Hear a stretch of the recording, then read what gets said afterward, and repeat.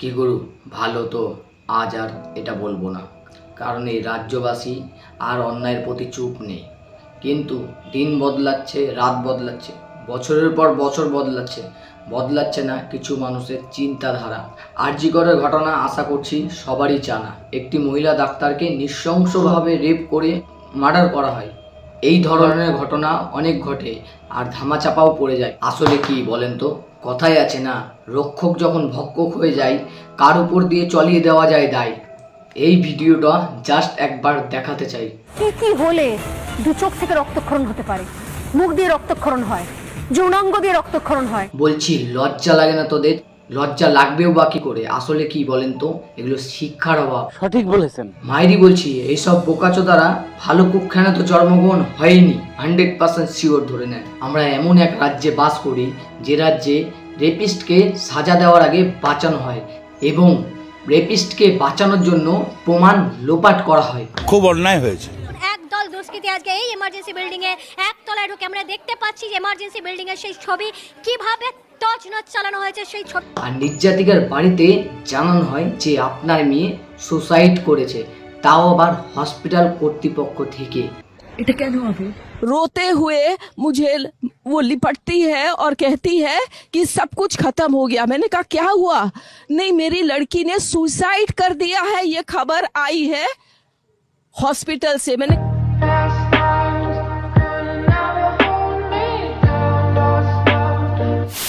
তার মৃত্যুটা স্বাভাবিক নয় সেটা আমার মনে হয়েছে একজন ডাক্তার হিসাবে, আর তার দোষ হিসাবে আমাকে দোষী প্রতিপন্ন করা হচ্ছে। শরম করো, ভগবান সে ডরো, ভোসড়ি वालो ভগবান সে ডরো। সবার কপালে লেখা আছে বোকাচোদা, শুধু তুমিই এক চালাক চোদা। माफ करना, गुस्से में इधर उधर निकल जाता हूँ। কখনো জারজ সন্তান বা নররাক্ষস দেখেছো? দেখো। এমনকি হাতের আঙুলের নখ উপড়ে নেওয়া হয়, মাথা থেকে পা পর্যন্ত। আমরা শুধু প্রায় 100টা ওপর নাকি শুধুমাত্র ডিপ কামড় যাকে বলে, সেই দাঁতের কামড়ের চিহ্ন রয়েছে, যেন জীর্ণতনা প্রকরণে তাকে খুবলে খুবলে খাওয়া বলি আমরা। তোদেরকে তো চিন্তা অবস্থায় গরম তেলের ছিটা দেওয়া উচিত, অথবা চিন্তা অবস্থায় ওইটা কেটে দেওয়া উচিত। এরপরও রেপিস্টকে বাঁচানোর চেষ্টা করছে এবং প্রমাণ লোপাট করা হচ্ছে। আর এখন বড় বড় জ্ঞানীচোদা মানুষগুলোকে তো দেখাই যাচ্ছে না। আমার ভুল হয়েছে, ক্ষমা করে দেন। মনে হচ্ছে মুখে বাড়া নিয়ে বসে রয়েছে। যৌনাঙ্গে আটকে দেওয়া হয় মাথার চুলের ক্লিপ।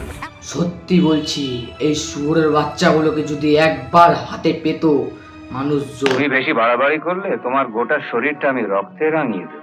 এত কিছুর পর যখন নির্যাতিকার বাবা মা সেই স্পটে যায়, 3-3.5 ঘন্টা পর দেখতে দেওয়া হয়। কেন হবে বলুন তো? এমন কি ঘটেছিল ওইখানে যে নিজের মৃত মেয়েকে একটি মা বাবাকে দেখতে দেওয়া হয় না? को 3 घंटा खड़ा रखा और ये हाथ जोड़ती रही, माँ बाप हाथ जोड़ते रहे, हमें एक बार दिखाओ, हमारी बच्ची का मुंह एक बार दिखाओ।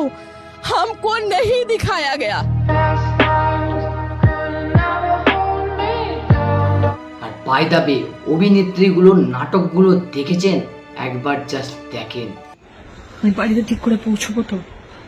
আমি বাড়িতে ঠিক করে পৌঁছতে পারবো তো? সত্যি বলছে দিদি, আপনার অভিনয়টা আমি যতবার দেখি মুগ্ধ হয়ে যাই। এটা হাস্যকর, হাস্যকর, এই দেশের জনগণের জন্য হাস্যকর। কেন হবে বলুন তো? এটা কেন হবে? মাথা উঁচু করে বাঁচবো, মাথা উঁচু করে চলবো। माफ करो, बहुत मनुष्य लग रहे हो, मत करो, रहने दो, बहुत बुरे लग रहे हो। तौबा तौबा तौबा, सारा मूड खराब कर दिया। বলছিলাম কি দিদি, কলা তো শুকিয়ে হলো, একটু টক দই খেয়ে নি।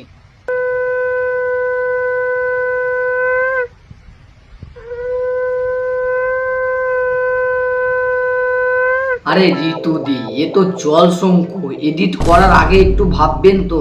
থামেন, আমি দেখাচ্ছি কি করে বাজাতে হয়। আমি একটা ছেলে হয়ে শঙ্খ বাজাতে পারি, আপনি মেয়ে হয়ে শঙ্খ বাজাতে পারেন না। তিলক তোমার পূর্ণ বিচার চাই। क्या एक्टिंग कर रहा है? আপনার জন্য শুধু এটাই বলবো, আপনি যতই ভালো অ্যাক্টিং করেন না কেন, আপনার অ্যাক্টিং এ ভেজাল আছে।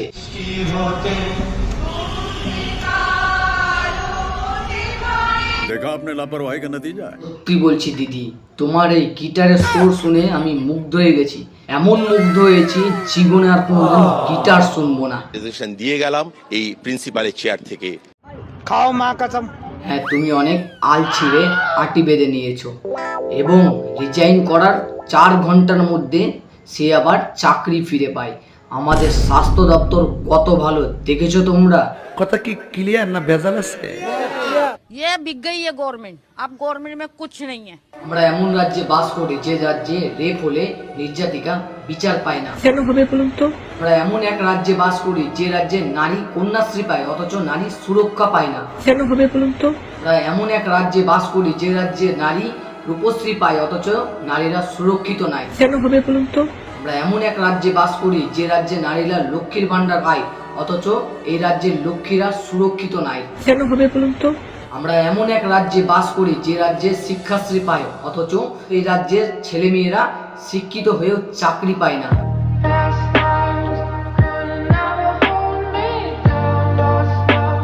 বাড়িতে বসে কি ভাবছেন? যার হয়েছে হোগা, সব চিন্তাধারা মাথা থেকে বার করুন।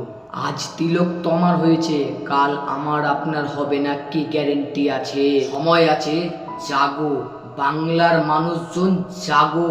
একটাই ডাক, একটাই দাবি, তিলক তোমার বিচার বাকি।